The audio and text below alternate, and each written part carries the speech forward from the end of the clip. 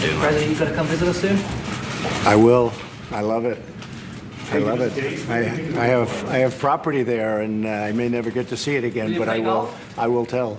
Will you play golf? I do play golf, and you play golf, right? I don't, but I'm always willing to learn. So you can take me for a few rounds. Are you going to visit the border, Mr. President, with Northern Ireland? Well, that's an interesting border also. We have two interesting borders. One happens to be where you are, right? It's going to be interesting to see what happens.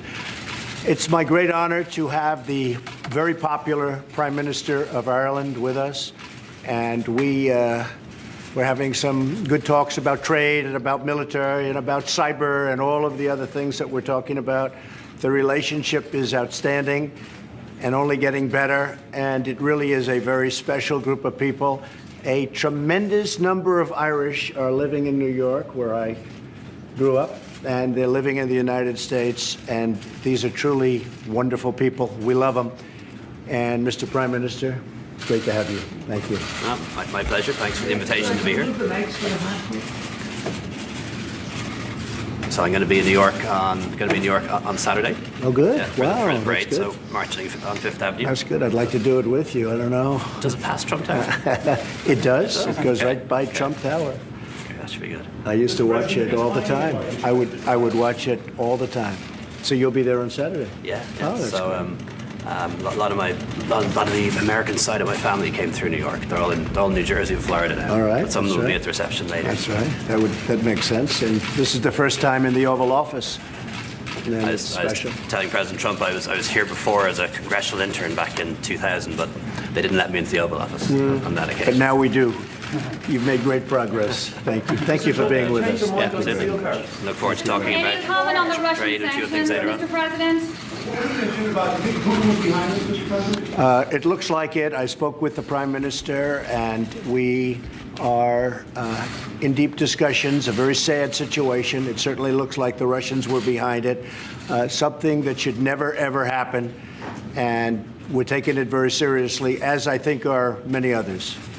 Any more staff changes coming, sir? Well, the story was very false. I mean, they wrote a story about staff changes today that was very false. We made a wonderful change. I think Mike Pompeo is going to be an incredible Secretary of State. We have some wonderful ideas. I've gotten to know a lot of people over the last year. You know, I've been in Washington for a little bit more than a year, where some people have been here for 30, 40 years. I've gotten to know great people.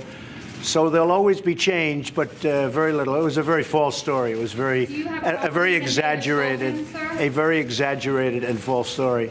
But there'll always be change, and I think you want to see change. And I want to also see different ideas. Larry Kudlow just came in a little while ago, and I think Larry is going to be outstanding as economic advisor. So we look forward to it. But we'll talk to you about it later. Thank you very much, everybody. Thank you. Thank you. Thank you, everybody. All right, you were looking at video from just moments ago of President Trump meeting with the Irish Taoiseach, the Prime Minister from Ireland, visiting there in the Oval Office. He was just asked about the sanctions the Treasury Department put out with Russia. There's also a joint statement, of course, coming from the U.S. and European allies. And Tony Blinken, something that struck me was how he did say it certainly looks like it was Russia behind it, meaning this nerve agent attack against a former Russian spy. But he afforded a lot more of this press availability to talking about answering that question about staff changes than he did about Russia. And I wonder what that sort of bodes for how he reacts to all of this Russia stuff, as opposed to how the Treasury Department and the White House press office reacts to it.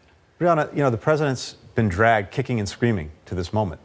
On the one hand, you're tempted to say at last, with the Treasury Department sanctions, with the very strong statement by Ambassador Haley at the UN yesterday, the entire system's been flashing red on Russia. It's meddling in our elections. It's poisoning people around the world. And by the way, there are Russian opponents of Putin who died mysteriously in the United States. We should get to the bottom of that, too. That's good. But the fact that the president himself refuses or is reluctant to give voice to this, he should have raised this at the very top of his statement with the Irish Prime Minister. Without being asked. Without being asked a question. And that would be customary, that right? Would be normal. As we have covered or worked in the White House. And he didn't address the sanctions either. He addressed the poisoning in the UK. He didn't address the sanctions. So again, there's this tremendous reluctance. As Jim said earlier, what happened today with Treasury validates the Mueller indictment. which the administration was running away from, and of course the House Committee on Intelligence was trying to run away from. The Mueller indictment, to be clear, which concludes, although Rod Rosenstein at Justice was very clear to say, we're not saying that it affected the election, but that indictment makes clear that the efforts of the Russian intel-backed operation was to put a finger on the scale for President Trump, which is something, of course, that the House Intel Committee just said, hey, that's not actually true. And the actions taken by the very Treasury Department, Jim, validate what the president and what the House Intel Committee has tried to say, no, nothing to see here. Well, and even on the basic premise of Russian interference in the election, that Russia was responsible, the president until very recently would continue to raise questions, say, well, Russia, if it was Russia, could have been someone else, that kind of thing. And now with his Treasury Department sanctioning them, that's a, an ambiguity that he can no longer express because, it's right here in paper.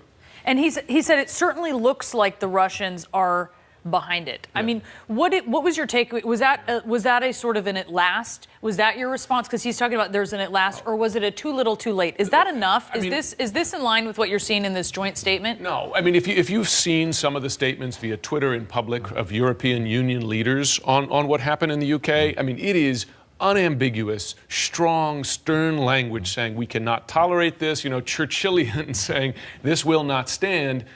Trump did say, I believe that they did it. I take the UK's word. Is it to the level that you've seen there? No. And Tony knows the importance of the language of diplomacy better than me. You would think that when our closest ally suffers an attack on its own soil, and by the way, not only were the Russian spy and his daughter victimized, but apparently a number of British citizens were as well who came into contact with this poison. You would think that the very first thing we would do from the lips of the President of the United States would be to express total solidarity. And unfortunately, we haven't seen that. Again, the rest of the system is doing what it's supposed to do, but not the President.